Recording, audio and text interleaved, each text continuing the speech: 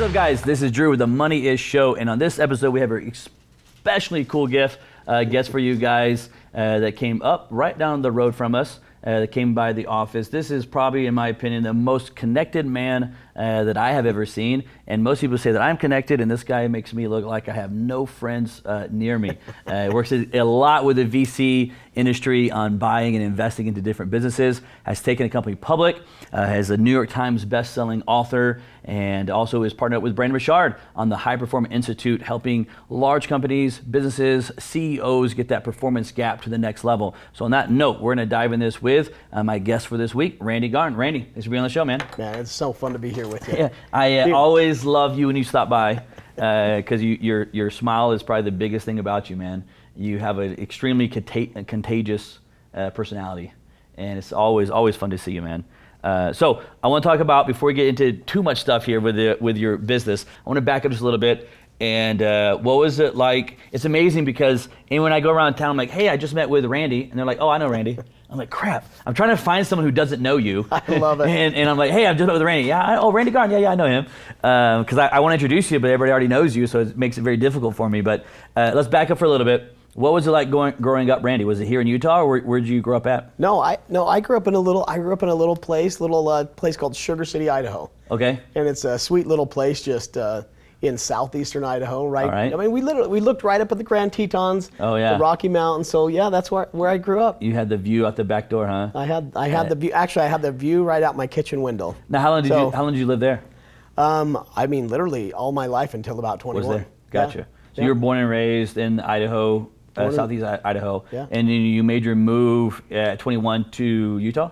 Yeah, I actually married a girl from Utah, and then got stuck out here. You came home, huh? That's how it works. But that's not too far away, right, though? From Sugar Hills to here? Sugar City. Sugar City? Yeah. Is that how far? It's about 3.5 hours. Okay, you're like St. George, yeah. man. You're close. You're close. It's now, right in the middle of things. You know, I grew up. My dad. Well, it was so fun growing up. We had a cattle ranch. We had, we raised horses. All right. My dad was actually the high school football coach for 32 years. Wow. So he's the most winning coach in Idaho. Oh, wow. Like everybody knows Coach Garn there. And did you play football growing up? I did. Yeah. What position? I played running back and tailback. I had you as like nose guard and middle linebacker. I did actually play nose guard quite a bit. Yeah, because being the quickness and the smallness, you can normally sometimes get around. That nose guard side. But you play running back? Was that the main one? Yeah, I was running back, and then I did on defense. I played linebacker. Yeah. Punt returner. There you go, man. I was the running back Yeah. back in the day when we just got a small school, and it was awesome. Yeah. But my dad being a high school football coach, it was like Friday Night Lights. Like I literally, there's a lot of people that just be like, I grew up, and we were talking about this earlier. There's a lot of people that grew up, they grew up in bad situations. They didn't have a loving family. They didn't have a loving father. Like my dad still is like my hero. Oh yeah. And I think that's, like you say, I have a lot of joy.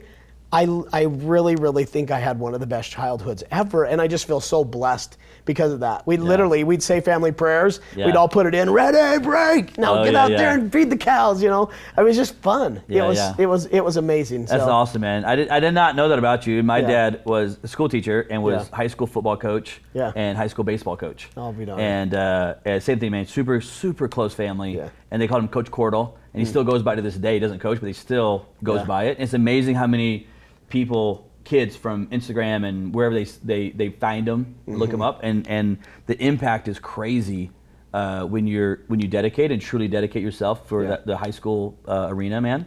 It's amazing to see, and so I know it was like growing up on the coach's kid, and there's some positives and negatives to it. Yeah. And unfortunately, I grew up with a dad that made me work 2 times harder because I was the coach's kid, and I had to be the example for everything. Was that how yours was? Oh, it was so the same. Yeah. but I think it's that same thing. My older brother was really good. I mean, my family are just beasts. And it might have came from that, but I mean, we really, my dad held us accountable. Yeah. Like he wasn't just that on the field; he is that off the field too. But he's also a very loving coach. But dude, you knew there's a line. Growing up, there's a line. Yeah. Like structure. Hey, this is like if I told you to do something, you didn't do it. Those consequences. Here's it's very simple. It's very, very simple. Yeah, but it doesn't exist now. It works in business. It works in life. And here's a quick example. Do it. I'm 16 years old. supposed to have my dad's the car for prom. Yeah. You know, we got a newer car, like a 1976 Oldsmobile, and I was supposed to use it. My dad says, you know, you got to be home at 10:30. We're gonna get the cows early in the morning, so I need you home. Yeah. I come rolling in about 10:15. I open the door. Okay, all the lights are off. I walk into my bedroom. I open that door. I'm like, okay, good, nobody's awake.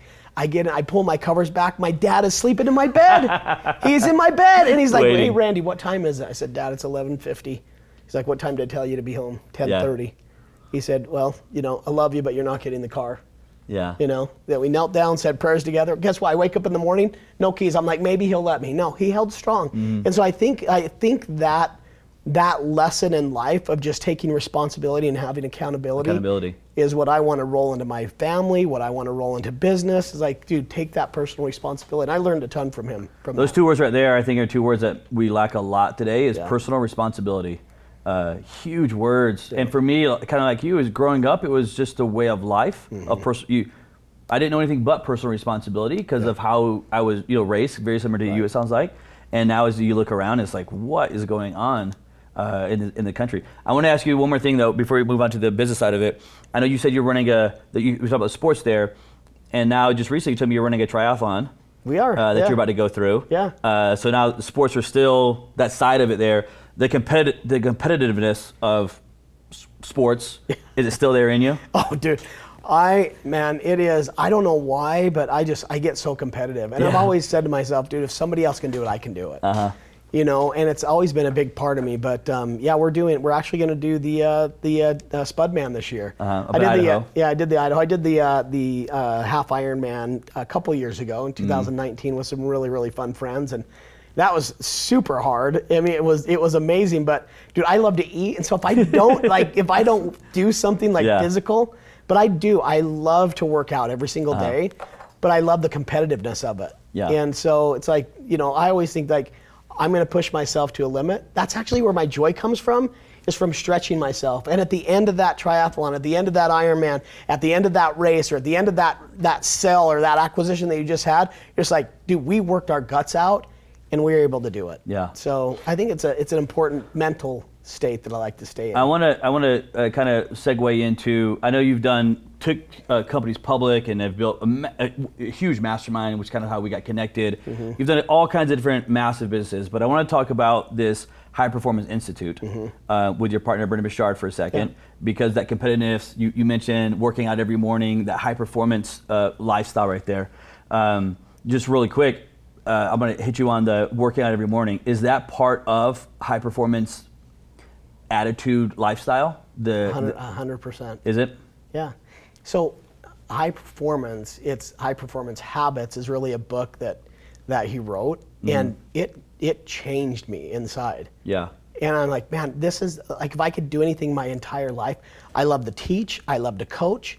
Coaching is actually helping other people raise to a level that they're capable of, but they don't see they can do it on their own. Yeah. And so with High Performance, it really is helping them get into 6 habits that are life-changing. Now I say change your habits, change your life. Yeah. And it's a really, really important thing. There's good habits, there's bad habits, but then there's like, what habits make you high performing? We've spent about $13 million on research with what those 6 habits are that can make real lasting impact, both in a corporation, in your teams, and individually. So I got lots of things here. First, before I want to go into these 6 habits just for a second, but before I do that, Brandon, which is your business partner on this, Brandon Bichard there, used to be out of Oregon. I think he's in maybe Puerto Rico now. But his training is really one of the things that altered my whole path in business. Yeah. Because I was dead set on real estate and buy, fix, and sell, and so forth. And there was only so much I could do in that kind of world. And I had grown to a point, and someone invited me out to an event that he was holding in California. I think there was like 2,000 people there. It was a massive event in San Jose area. And I had no idea what I was getting into. I was just in real estate. But he did this, I think it was like a business mastery type class. Yeah. And it was like 10 years ago. And it was what altered my direction in life, was Brandon Bichard. So kudos to him. Why did it alter you? What was the change? I think a big part of it was, especially in entrepreneurship, especially when you come from a poor family, I think a lot of times you have this desire to go get money, and that's what you're driven by. Yeah. And real estate was a way for me to get money, and I could go get money through it. And the thing at Brandon's event that he went through was really more or less setting that aside for a second and figure out what do you love? Like, what is that passion? Yeah.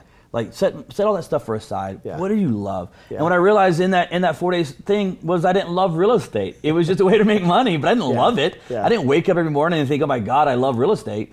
And because of that and him kind of refocusing what's actually important for me and just my personal life is what kind of altered. And that's why I said altered it, because it was like I was going on this path and it was like, nope, go that way. Yeah. And forever it altered my entire life and extremely, extremely grateful. I haven't met him before, but extremely grateful for his teaching and components of what he did, and loved his event. I would highly recommend it to anybody, his event. And I know he wrote the book High Performance Habits, and I think he's got like 6 New York Times best-selling books or something, right? It's insane. He just keeps cranking out great content. Man, a machine. Yeah. But I want to go back to the habits for a second, because you said there were 6 of them. And a lot of times people think that to get this high performance, you got to have 50 different changes and an insane amount of changes. Yeah. But you're boiling it down through all this research of 6. It is. Simplicity is the ultimate sophistication. Interesting. And when it comes to habit, it's like what's livable, what's doable, what's enjoyable. And really these 6 habits it's pretty simple.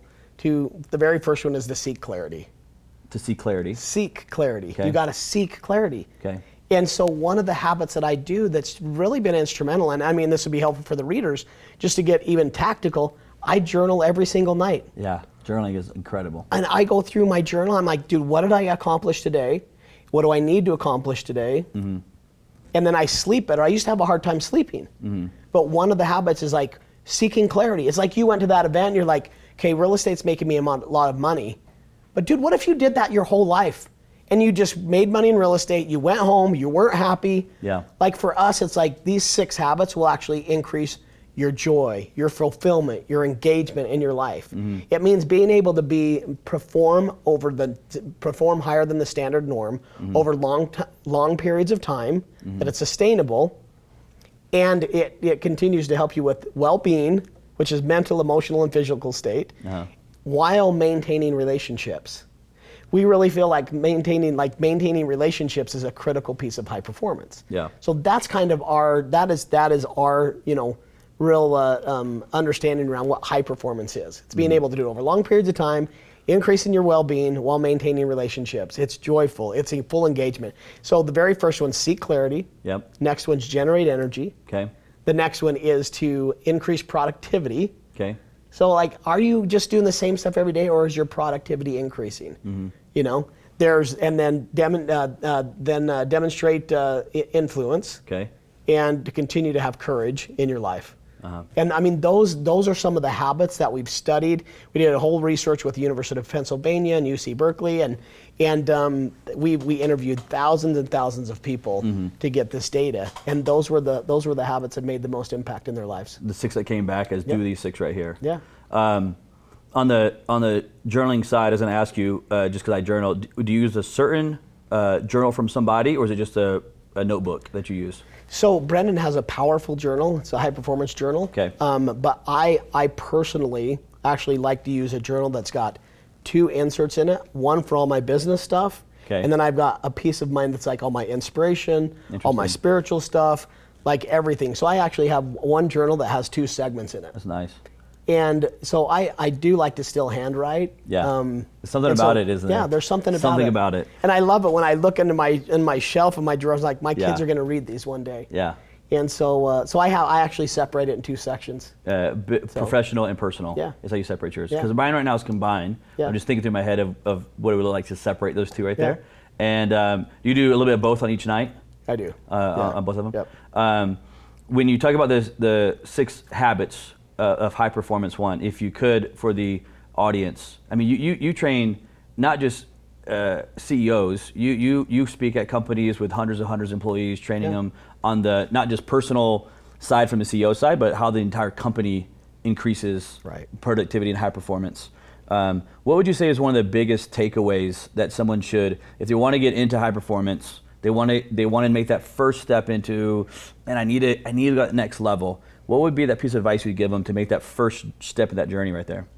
So really the first step of the journey of high performance, I really think, getting the book High Performing Habits. Yeah, just to get an overall understanding. That will give you a humongous overall understanding of what it really means. And to live in a state of high performance is just like, dude, I look at every single day as a blessing and a gift. It's like, I want to wear myself out, but I want to live to be 100+ years old, and you can do it, and I would say 2 years ago, I was training for the Kona Half Ironman. Okay. And I'm coming down 8th North. We're getting ready to head up, the Provo Canyon up to Sundance and that area. And I'm cruising, and a car comes by, and it ran right over top of me. Didn't stop, ran the stop sign, ran right over top of me. And I remember saying to myself then, I was like, you know what, am I giving everything I've got every day? And I've always actually been very, very productive, but were the things I was doing, were they the most productive for me? Were they the most productive for my family? Right. Did I love it? And so I really took a huge deep breath about 2.5 years ago, and even went another level of high performance. I wasn't just, snorkeling. I'm now scuba diving on what that really means to live your life to the very fullest. You're talking about the high performance, and there's many, many great points there, which I think is one of the secrets to Brandon Bouchard is a lot of entrepreneurs, myself included, when you try to make a change into habits or make a change in productivity, you have these like spurts of up, but you can't sustain it, right? And it comes back down, right? And it gets very, very frustrating because sometimes as an entrepreneur, those that are listening and watching, there's like this yo-yo lifestyle in entrepreneurship, right? Yeah. And I think one of the things that kind of that secret sauce is the sustainability side, which is what you were talking about with that you and Brandon built, was how do you not just become a high performer but sustain it and keep it the entire time. The second thing that you talked about was the relationship side. And I thought, man, there's no better person than to dive in that world than you when it comes to relationships. I just have never seen, I've been in business now for almost 20 years, and honestly, Randy, I've never seen anything like it. When people say connected, it's like, man, you have built so many relationships. Like your life has been spent somehow of just relationships. And now that you're tying into high performance, I want to talk about relationships for a second. What is it that drives you to have all these different, and there's not even a benefit for you in it, and sometimes there is, sometimes there's not when it comes to stuff, but you're not leading into it with some monetary benefit that you're looking for. But it's just amazing how I saw you work. What is that drives those relationships? Why do you do that?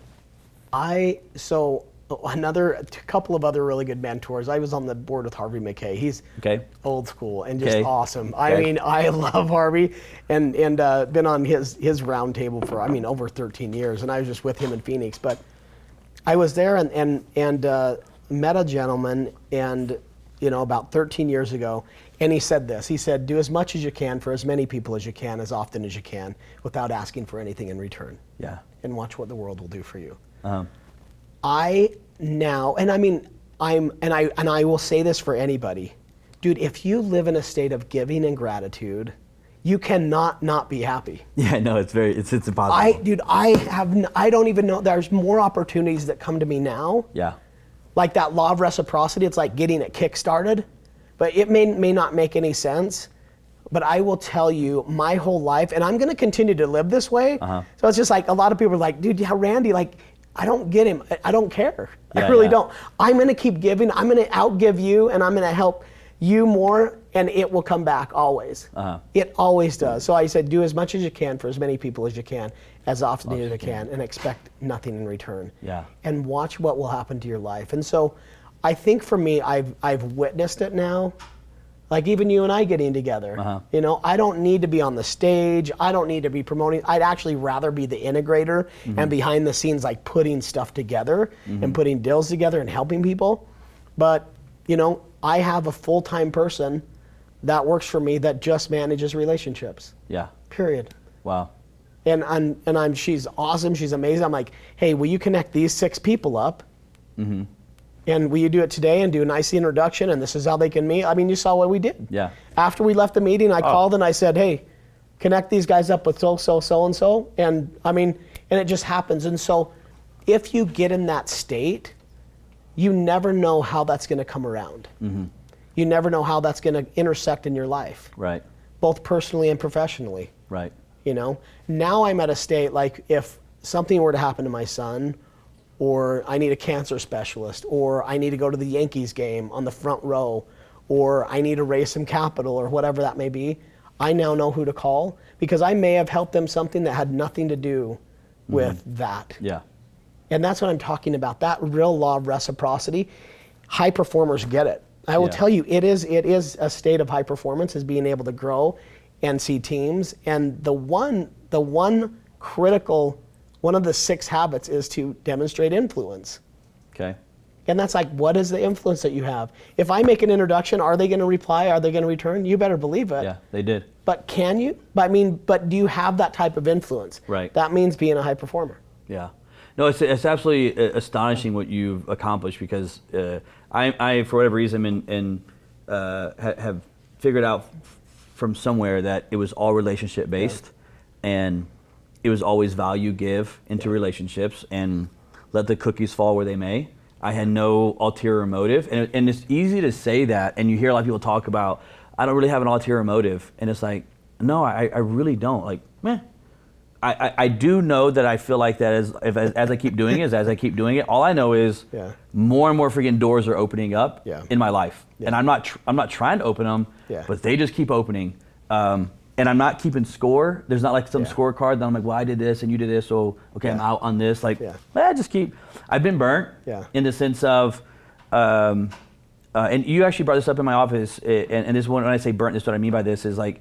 You brought this up and you said, hey, you're doing these introductions for me. And one of the things you said, not give me something, not what can you do for me. It was, dude, make sure you take care of them. Like, of who I'm introducing, just make sure you treat them like gold. Yeah. Because there is that invested time that you have that you're kind of giving, let's say to me in this example, that you've invested all this time in this relationship and now kind of giving it to me for almost what I say free in the sense of like I'm just stepping into your shoes because you introduced me, and but you know there's been times where I've been burnt with introducing. I'm like, oh man, and you learn how to try to not have that happen.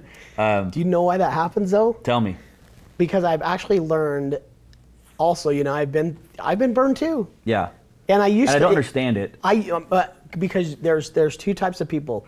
You can give to give, or you can give to get. And then there's actually givers and takers. Okay. There's givers and givers, and there's givers and takers. Okay. Usually when you get burned, it's because there's just a taker.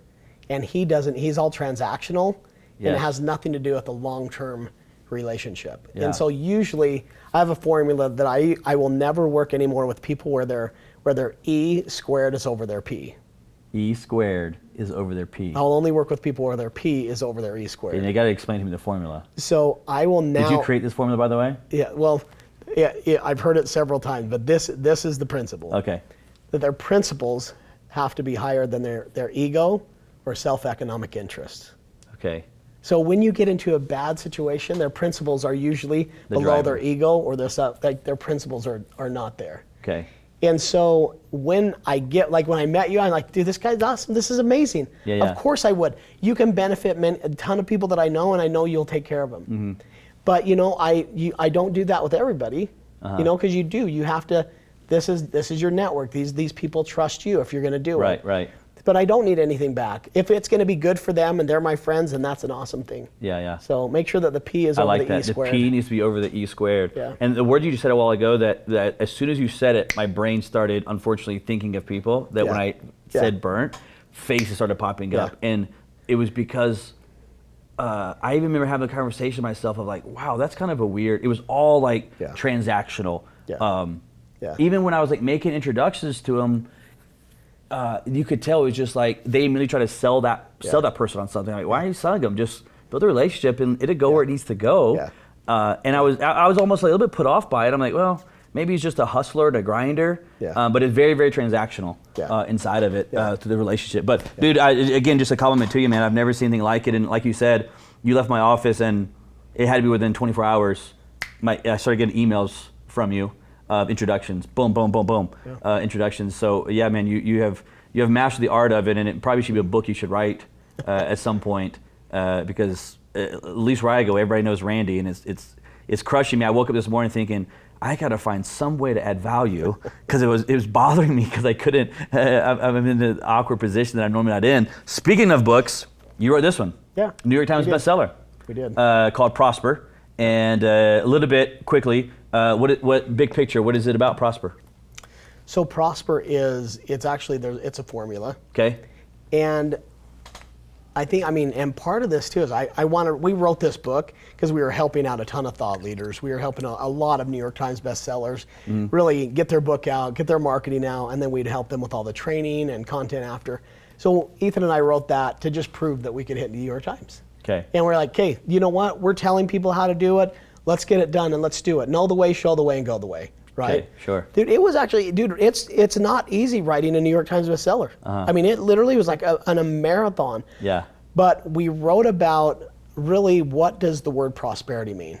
And it is the balance between money, happiness, and sustainability.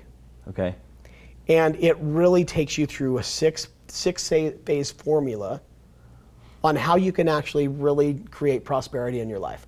We all know people that have a ton of money that are completely miserable. Yeah. Well, they're just rich. They have a lot of money, but their family's not in a good place. Their friends are not in a good place. They're sitting on a pile of money, and at the end of the day, what's your reputation at the end of the day? How do you feel inside? Yeah. So then we all know people that have a ton of happiness and joy in their life, Right. but they don't have a lot of money. Right. But they have joy and happiness. They're very happy, awesome, joyful people. I lived in the Philippines for 2 years and I saw some of the most amazing people. Yeah. I'm like, dude, we got to get some more of this over to this. Yeah. So, and then the other thing is, can I do it for long periods of time? Is it sustainable? So for us, prosperity is money is awesome. Yeah. But if you're doing what you love, then you can have that joy, and maintaining relationships is a big part of that. That's actually where a lot of that joy can come from. Money can solve a lot of problems if you use it right. Do not let it get you cankerous or taint you, but do stuff that you love that generates revenue, and then you can do it over long periods of time. If you hate it, it's not sustainable. Yeah. The other part of sustainability is what you're doing and creating, is it good for humankind? Is there conscious capitalism in there? Yeah. Is it impactful for people? Whether you're developing a product or a service or a charity or whatever it may be, is it sustainable? Is it good for the buyer? Is it good for mankind? Is it good for the human race? That really is that's a multidimensional thing of that's what prosperity means to us. Yeah. That's incredible. Yeah, you're hitting all those things right there of the money side of it, the pure joy and happiness, and I love that you go back to sustainability. Years and years ago when I was getting into business, I used to read a book a month, and I would write a book report. I didn't just want to read it, I wanted to be able to turn on and teach it. Yeah. Because coming from teachers, my mom and dad were both school teachers. I just knew if I could teach it, that I could understand it. So I would read a book on business, and then I'd write a full-on book report on it, type it all out, and then store it, right? And then we moved to a book a week. And inside that, I read a book called The Leader Within. This is like 10, 12 years ago. And a lot of the stuff he taught was the sustainable success. Yeah. A lot of people can have the success, but they have no idea how to sustain it. And I love that everything that you're doing with Prosper, as well as Bernie Bouchard on the High Performance Institute, has to do with that sustainability side of it. Because again, it's like going to the moon but never going back to it is not as good as understanding how to always sustain at that high level side of it. Yeah. You brought up Prosper. I'm going to ask you a question here that I'd love to get your opinion on. And I want you to think about it, because there's always the quick response, but just think about this comment. You hear a lot of people saying two different sides of it, okay? And the question is, can money make you happy? Now the immediate response to everybody is, no, money can't make you happy. My immediate response was yes. Your immediate response was yes? Yeah. Yeah, because you start, finally some people are starting to say that money can make you happy, in a sense. So I want you to dive into it. What's your thoughts on it?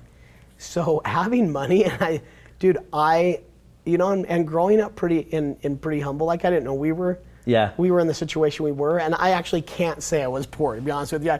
I can't say I've ever really went more than a day without a meal. Sure. I think being poor is dude, you're really doing it. But had tons of joy and happiness and everything else. And so But money, if used correctly, can drive a lot of happiness. Like the more I make, the more I can give. And if that gives you joy, like we have an amazing charity with the Maloof Foundation, and we're changing tons of people's lives.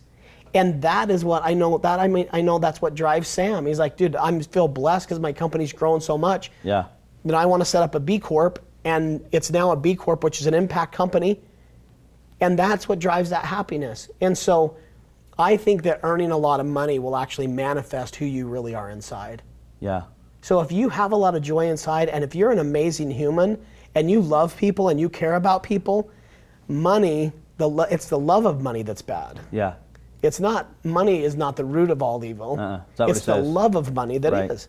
And I'm sure you've heard that on your show, but so can money drive joy? Yes. When you look at it, for me, it's like, when I earn an income, it's because I've done something valuable for other people, and they want to compensate me for what I've done for them. Money is actually, it's a good score. But you need, like I talked about, you need to make sure, is earning that money driving happiness in your heart? Right. So a really good example of that is we have a friend that was a really, really big entertainment attorney, dealing in LA and dealing with tons of people and making tons of money and tons of dinners and tons of accolades and going to all the big Emmys and everything. He had zero relationship with his family, with his kids. Right. So in that sense, he's like, I would trade places with a guy named Brent that ran Dr. Detail, and he detailed cars with his kids. He spent all day with his kids, all day with them. And he made great money. He made enough money to be able to do the things that he wanted to do. But he's like, I would trade places with him in a minute. So I've actually had a lot of people that I've mentored and worked with. It's like, Randy, I want you to help me have joy back in my life. Yeah. It's crazy how many people have asked me that. Yeah. And I'm like, hey, here's what you need to do. We need to fix a few things. Yeah. But yes, money can drive happiness. Yeah, I agree with you. I think that it can. Yeah. And for so many years, it was like, it couldn't. But to me, it's like money can drive happiness. If my kids get sick and I have money, there's a lot of things I can do to solve that problem. Yeah. Money can solve a lot of problems. Yeah. It can create a lot of joy. It can create a lot of opportunity. It can give to, Tim Ballard, I give constantly over there with same thing with you and the Maloof and the foundations there. It's like, dude, money can drive a lot of happiness. Yeah. I think what you're saying is, what I agree with is, if you're chasing money, that somehow you think is going to automatically give it to you, it won't. Yeah. It's what you're doing with it that can create so much happiness. I got one more business question for you. Okay. And before I get to the money question, which is, I want to talk about, you've had all this success in many, many different businesses, and now you got the VC stuff going on as well, investing side. I want to talk about two questions here, a two-part question. One is, I want you to tell me about the biggest setback, failure, punch in the throat that you've received, not physically but at business, and then how did you overcome that massive setback, failure, whatever it may be? I mean, that's a great question, and I look back and I've had quite a bit of setbacks, but they've actually all turned out to be, because you learn to honor the struggle, and muscle through it, right? And you really find out who you are. Yeah. Trials will introduce a man to himself. Oh, that's good. It really will. It will introduce you. Dude, do I have freaking the guts to pull through this and to stand up? So yeah, one of the things is, we were really young. Our company was exploding, and we had some people come in and said, we want to take you public. And we're like, they're going to give you X amount of dollars, and like, hey, you guys are going to get X amount of millions each. And so we actually ended up going public. We never did get it was a crazy, crazy time. Yeah. And so that was a punch in the teeth. It was a punch in the throat. And the first while, it was great, it was good, and everything was moving along. Our company just continued to explode. All of a sudden, they put more people on the board. They try to do some things. Yeah. And I look back at that, and did that set us back a little bit? Yes, probably financially, but our business continued to grow, and we ended up actually, it was not some very good people. So we're talking back in the early 2003s and 4s when there was a lot of shenanigans that were going on with that side of the business. So I learned a ton. We were able to actually end up buying it back and then growing it from there. And so But going through that was a really, really good lesson learned. And here's what I learned, is that never, ever, ever let other people be in charge of your destiny. Of your destiny. Ever. Okay. Like, and I know there was a time when Ethan and I looked at each other and we're like, dude, how are we going to pull this off? Where there was no end in sight. Yeah. We thought that and we loved our employees. Like everybody, like it was such an amazing culture, and like we're growing and just amazing time. And so not a lot of people knew the struggles that were going behind it. So trying to battle that and keep all that going. But I remember us looking at each other and we said, you know what? This isn't right. We've got to go through with this. We've got to fight this and get our company back. And I remember us looking at each other, and he looked at me and he said, if we're waiting for the cavalry to come, they're not coming. Nobody's going to care about this as much as we do. I remember that night. It was about like literally, it was like 1 o'clock in the office. We're going through documents, and that just always hit me. Yeah. It's like the cavalry's not coming for a lot of people. You've got to have heart. You've got to have guts. To be an entrepreneur, it's not for everybody. Yeah. To be an entrepreneur, to earn money, to be a leader, not everybody's going to like you. Yeah. And you're going to have to fight through that. That doesn't mean you need to stop giving. That doesn't mean you don't need to stop being who you are. But dude, you give it everything that you've personally got. Yeah. Learn how to grow people is what I learned in that. Because we were dealing with all that, there were so many people in our company that stepped up, that you guys go handle that, we got this. And we saw who our next generation of leaders are going to be. And that for me was everything. It's just like, I've got people that will surround me and help me lift and build me up. But again, if you're a leader, if you're the CEO, if you're the entrepreneur, if you're doing that, dude, the cavalry's not coming. Give it everything you've got. Yeah. Be that leader. Take heart and make great things happen in your life. Yeah, I mean, as you're telling of that, and I was going through the failures that I've been through, and one thought that was just through my head was, I'm going to take you back to the beginning of the conversation of, it sounded like a little bit of your dad's motivational speeches of football were coming out when you were doing that right there. And do you see the tie-ins and connections between sports and business, how they kind of parallel with how much you learn through sports and athletics, and then tying that into business? Do you see those parallel? I do, and I think I wrestled as well. So I wrestled and I played football, but I think that the part of football that I love was teamwork. Yeah. I actually thrive in teams. And I think that people that accomplish huge things, if you want to go fast, go alone. If you want to go far, build a big team. Yeah. You know, the other side, on the wrestling side, it was just me and another human. That's it. And we're like two grease pigs squilling on the mat, just like it is, there's nobody else. And so I actually think a combination of those were really good. There's times in your life where you are literally the only person that can make that decision and pull it off. And you have to know when those types of leadership situations are important. Yeah. Then there's other situations, which I would say are the majority of the situations, are when you get really, really good at building a world-class high-performance team. That's for me when my most joy comes. Yeah. Is when I can help lift and build other people up. Where to be a leader, you need to build other leaders. And if you don't need I don't need to have the spotlight on me. Actually, do you know what I really found out was like one of the things I love more than anything? What's that? Is I love when my clients are on stage. I love when a CEO I'm working with or a business that we've invested in is just crushing it. Yeah. That is what gives me joy. That joy. Yeah. It's amazing with the sports day. I thought just the parallel. I thought of wrestling, which is very one-on-one. Yeah. It's you and you're going to win, lose, or draw on this one. Yeah. And on that side of it, I think about the relationships. Like so many relationships are it's a one-on-one relationship that you're building there. And then the sports side, which is the football side, which is all that teamwork, which then I think of your High Performance Institute that you have, which is all team-driven. And it's like you have those two sides, which is pretty rare that those two sides exist in one person. Yeah. And obviously with you, man, I can see both sides of it, of the one-on-one and of the relationship side, and then of course the incredible team building that you and Brandon are doing through the High Performance Institute as well. Last question I want to hit you with. I could ask you 1,000 more, but last one I want to talk to you about is the money is question here. And we've got a beautiful shot here of you in the background. If you guys come to my office, you'll see it. And so I give this to you. Just fill your answer out here, sign it right here, and then me and you can talk about why you went with this answer. This is money right here. I'll give you the Sharpie. All right. Money is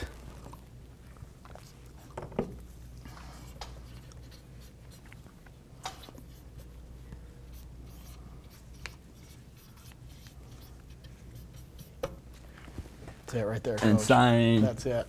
Real big right below there. There you go. All right, here we go. This is Randy Garn's answer. Money is a part of prosperity. A part of prosperity. And before I ask you this question, I should have warned you. I cannot tell you how many times people have forgot how to spell words on the show, like easy words, freedom, and it has one E, and it's like, what? But you crushed it, man. You actually, you spelled it right there. I was worried for you as you were doing it. I forgot. I was like, oh, I should have told him. So you did not buckle under pressure at all. Money is a part of prosperity. All right, break it down. What does it mean? So it's a balance between money, happiness, and sustainability. Does it go back to your book? It's multidimensional. Wow.